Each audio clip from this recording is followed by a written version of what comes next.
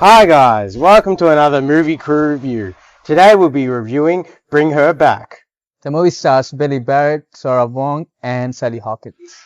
So, this film sees a brother and sister after their father's passing move to a foster mother and their new sibling, but things aren't really what they seem, and that's what this film explores. So we're going to start this review off, and Moon is going to start us off for today. Alright, so before I start the review, I just want to give a little shout out to Cameron because he's a big Raka Raka fan, and so he told me that his boys are making, when they made Talk to Me, so he introduced me to them, and thanks, man. Like, I love Talk to Me, but this movie, way better than that.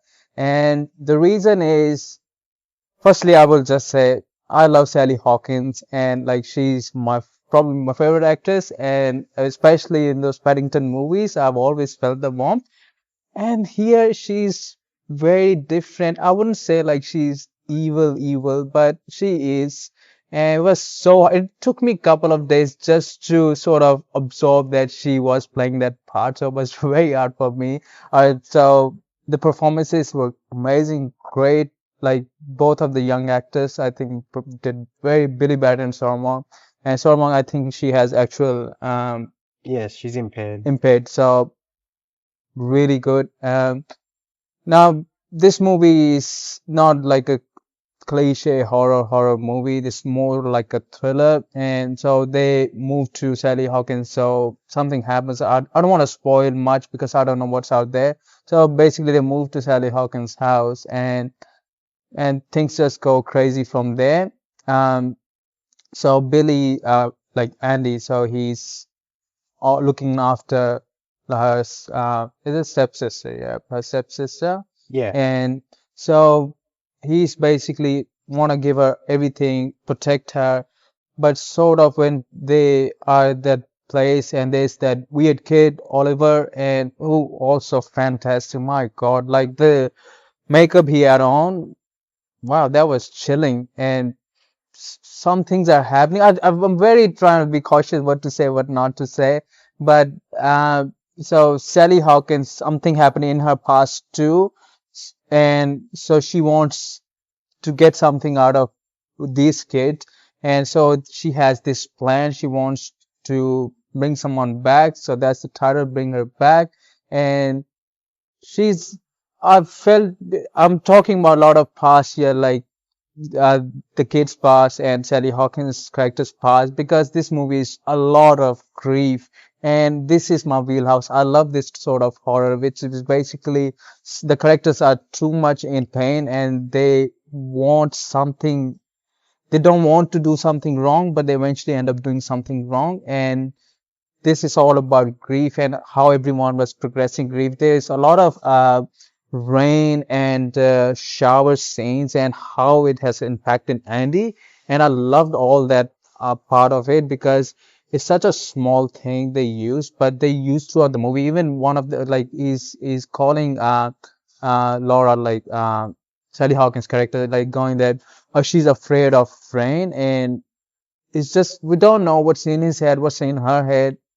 And the way the movie plays out is brilliant. I think the ending is so good. I like to write stuff sometimes, and I would definitely write something like that. I felt that ending. I think it is a perfect ending to a great movie. I only have one little complaint with the movie. I don't know why they did it. So there are like VHS tapes she's watching, and there's like one subtitle out there. It's such a like it sticks out, and this movie doesn't give you a lot. It's not giving you what's actually happening.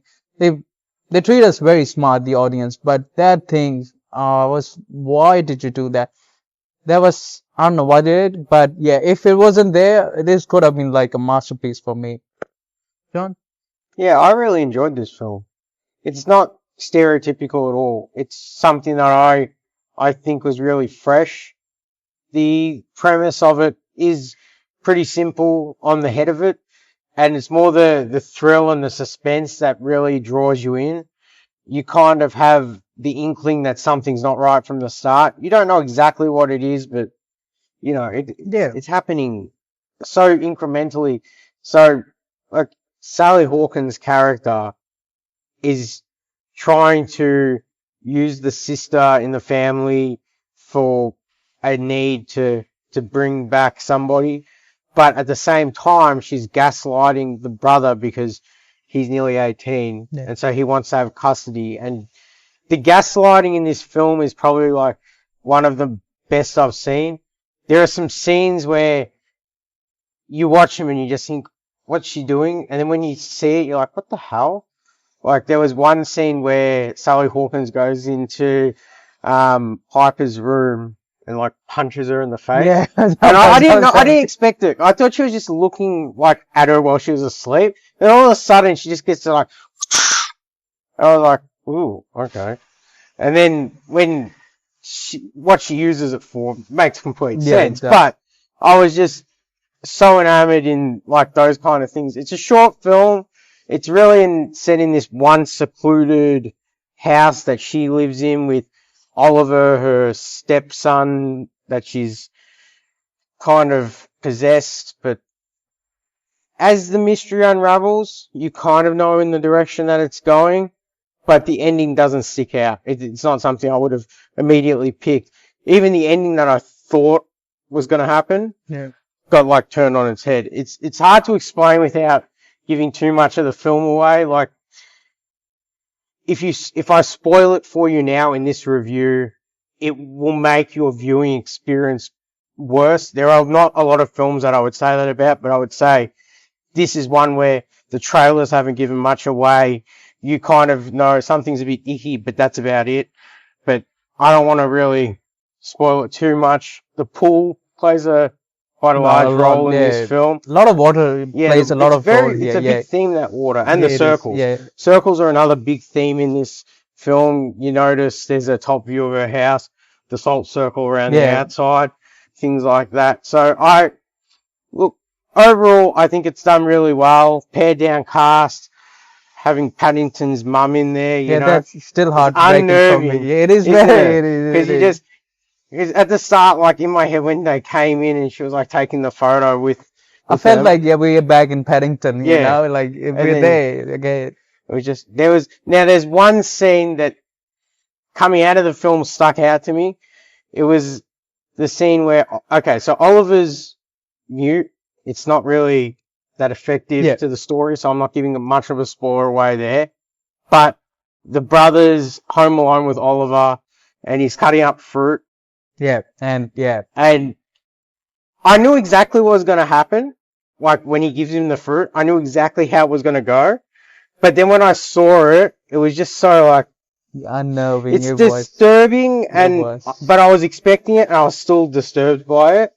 And it was just, for me, it was great because sometimes when you see it coming, it loses all its, gravitas. But when I saw it coming in this film, I was just like enamored how good it actually was. And I mean, a lot of the scenes are like that for this film. It's just amazing how good they end up being. Like Oliver. So I don't know this K. Jonah Ren, and my God, so he's sort of it's not a bad guy, but he's sort of trapped in, like you said, whatever this entity is, we don't know. And somehow they make it work so well. Like I pointed out, the ending is so good. And this kid, first I was like, man, F this kid, he's gonna hurt our main characters. And I was like, get him out of here, But at the end, I was like, nah. Everyone was doing whatever they were doing because all out of greed. Even like at the end, I don't have any problems with Sally Hawkins as well because what she was doing out of greed. So, man, I just miss this type of writing in movies. It's simple, but they just develop characters the way like I love it. So. And I did appreciate, like you said earlier, they don't dumb it down for you. It's expected that you kind of get the gist of what's happening, especially like with the Oliver plot line as it's progressing and you're learning more about like Oliver and like what's happened for him to get to Sally Hawkins. It's quite intriguing but it's nothing that's obvious to you at the start. No, it And is it's not. nothing, even like those VHS tapes. They're probably the most in terms of like explaining what rituals are going on, what Yeah, things are but going on, but they're short, succinct. They're not all in one hit. just we see it in the background mostly, like she's Yeah. doing the circle thing and that's it. So yeah, we'll give our scores. Yep. All right, Moon. How many circles out of 10? I was so close just because of that one scene. I'll give 9.5 circles out of 10. All right, I'll give it 9 circles out of 10. All right, guys. Thanks for watching. Don't forget to like, comment, subscribe, and catch us for the next one. Ciao.